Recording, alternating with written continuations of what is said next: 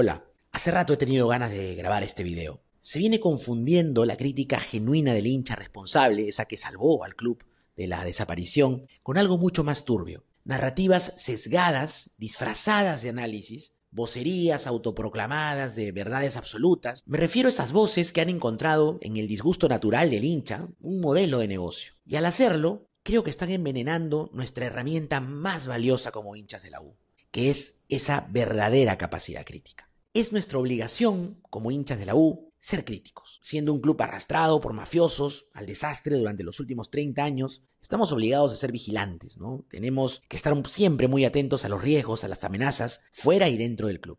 Pero la crítica, como casi cualquier herramienta humana, creo que puede cultivarse para cumplir mejor sus fines, o puede banalizarse, ¿no? Envilecerse, y no solo dejar de servir, sino además, lo que es peor, ridiculizar al grupo humano que la malutiliza. Alguna vez en el país, el filósofo español Fernando Savater lo dijo simple y claro. Es una falacia enorme eso de que todas las opiniones se respetan. Se respetan las personas, no a sus opiniones. Las opiniones, una vez que las emitimos, están hechas para ser examinadas, cuestionadas, contrastadas, pues quien emite juicios debe estar dispuesto también a recibirlos. Y bajo ese principio, quiero referirme hoy a ese nuevo género de hinchas, ¿no? Que teclado en dedo, micrófono en boca, se ha de alguna manera autoimpuesto la etiqueta de crítico. Y se ven a sí mismos algo así como el hombre del mito de la caverna de Platón, ¿no?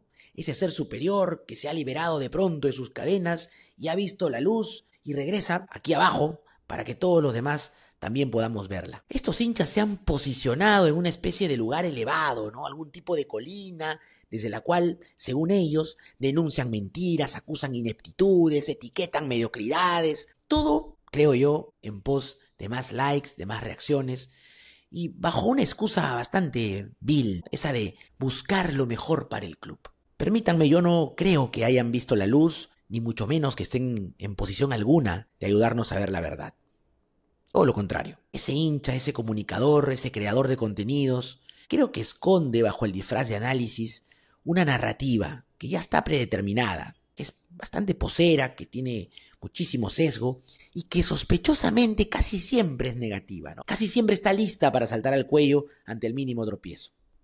Y es que creo que estos nuevos abanderados del pensamiento crítico han descubierto una gran verdad, y hay que reconocerlo. Su fórmula irrita la tripa del hincha y vende, genera reacciones. Pero esto que podría no ser un problema, claro que lo es, porque al hacerlo banaliza la crítica, ayuda a instalar una etiqueta que en mi opinión es letal. El hincha tiene derecho a todo. Se infantiliza al hincha con esta frase, que yo detesto. Se le caracteriza como una especie de ser bárbaro, cuya única función es botar espuma por la boca. Y una vez establecida la etiqueta, pues cualquier crítica es ignorada por principio. La herramienta se ha vuelto contra nosotros. Y es por eso que me parece más oportuno que nunca salir al frente y ofrecer para la discusión, para el debate, lo que personalmente entiendo por crítica y lo que creo debemos siempre exigir a estos nuevos iluminados.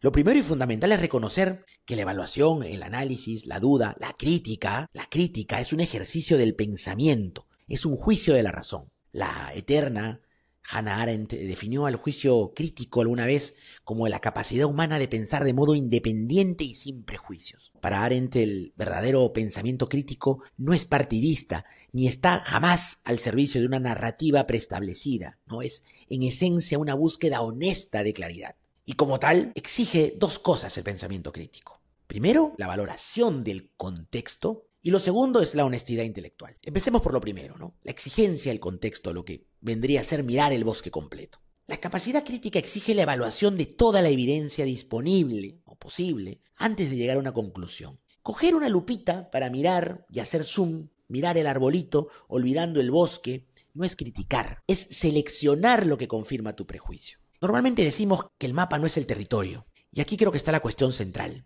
Como hinchas, ni siquiera tenemos acceso al territorio completo de Universitario. ¿Cuánto realmente conocemos los hinchas sobre presupuestos, negociaciones, planificación estratégica? Muy poquito, ¿no? Casi nada. Y sin embargo, muchos opinan como si su mapa fuera el territorio completo, ¿no? Exhaustivo, detallado, como si tuvieran acceso privilegiado a toda la información necesaria para llegar a conclusiones ciertas. La crítica honesta, en cambio, reconoce con humildad sus limitaciones. No puede aventurarse a vomitar certezas absolutas. Se puede calificar de mediocre pedir la cabeza o acusar de estafador a un profesional, a un área, a una gestión que armó un plantel que ahora es bicampeón, que rompió una sequía de casi una década y nos devolvió la competitividad sostenida. ¿Se puede ignorar deliberadamente esa realidad innegable, ese bosque frondoso de éxitos recientes, para enfocarse únicamente en el árbol de un empate, derrota reciente, o que no tenemos al goleador del campeonato? Vamos a lo segundo.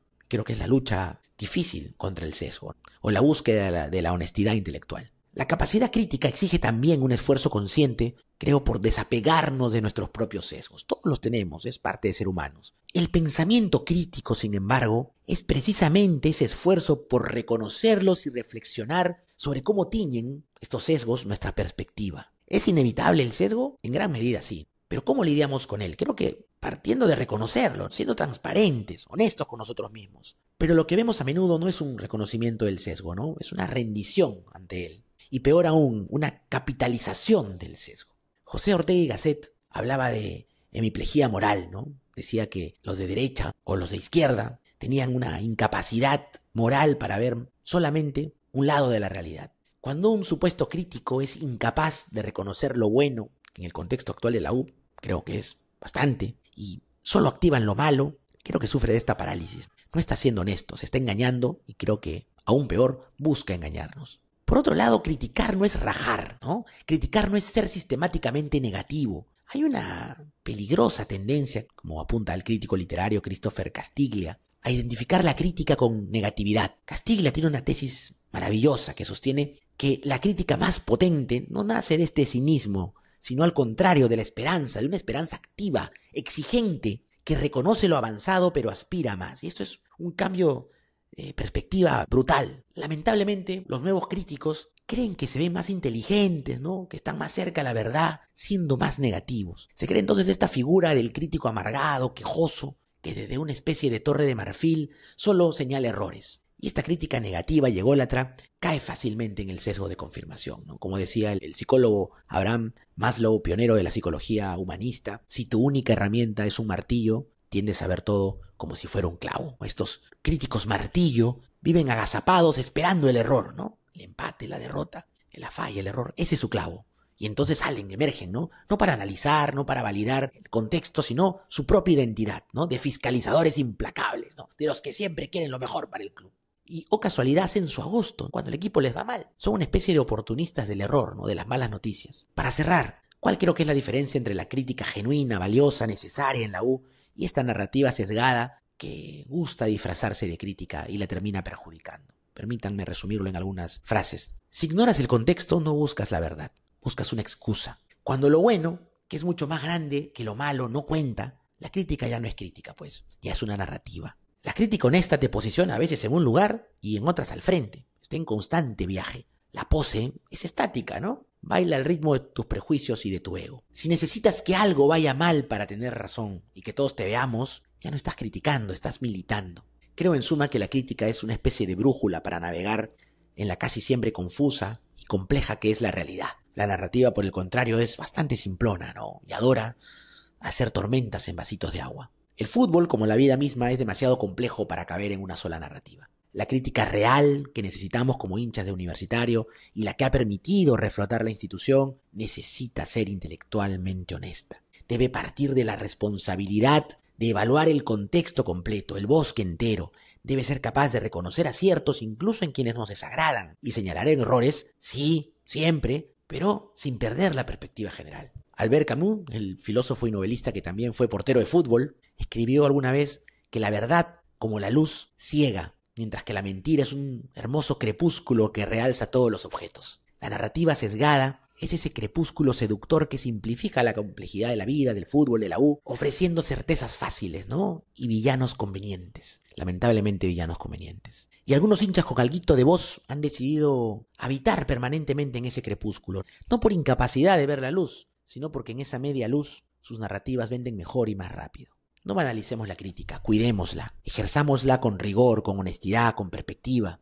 Creo que es nuestro deber como hinchas que amamos al club sin entregarle un cheque en blanco a nadie, ni a la administración, ni mucho menos a estos nuevos supuestos guardianes de la verdad que más bien viven del ruido y la negatividad. Elevemos el nivel de la conversación. Universitario lo merece.